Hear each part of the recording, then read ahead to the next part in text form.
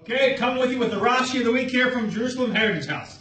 It's a little bit of a description necessary before we get to the Rashi this week, so bear with me.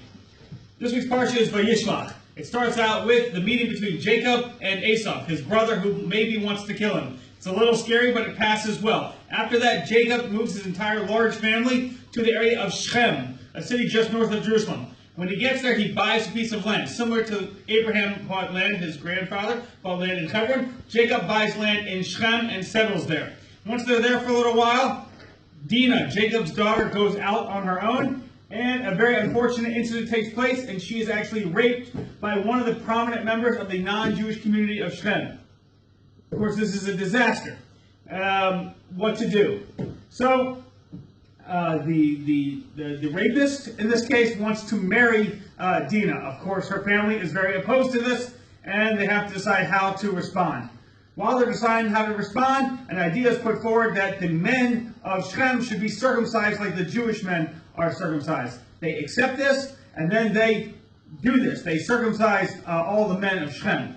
Then the verse says, "And it came to pass on the third day, when they were in pain, that two of Jacob's sons, Shimon and Levi, Dinah's brothers, each took his sword, and they came upon the city confidently and killed every male." The whole Me Too thing on Facebook is an interesting idea. This is how they used to handle sexual assault. "And Hamor and Shechem, his son, they killed at the point of the sword, and then they took Dinah from Shechem, and they left." So, this is how they handled the situation. Now, it says that Shimon and Levi are Jacob's sons, and it also says that they're Dinah's brothers. How could they not be Dinah's brothers?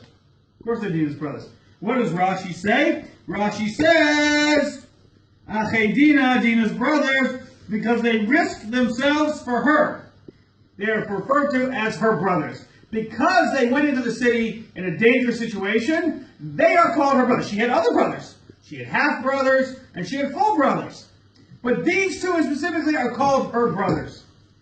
Recently, there was a bit of a diplomatic spat between the Deputy Foreign Minister of Israel and some members of the American Jewish community. The Deputy Foreign Minister suggested that maybe the American Jewish community wasn't as committed to Israel as the people here, because they don't serve in an army. Anyway, it's an interesting fight.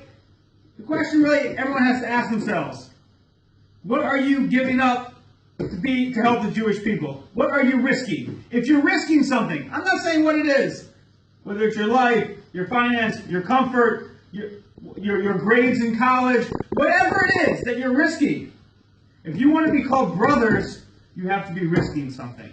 That's what Rashi teaches this week. Shabbat Shalom.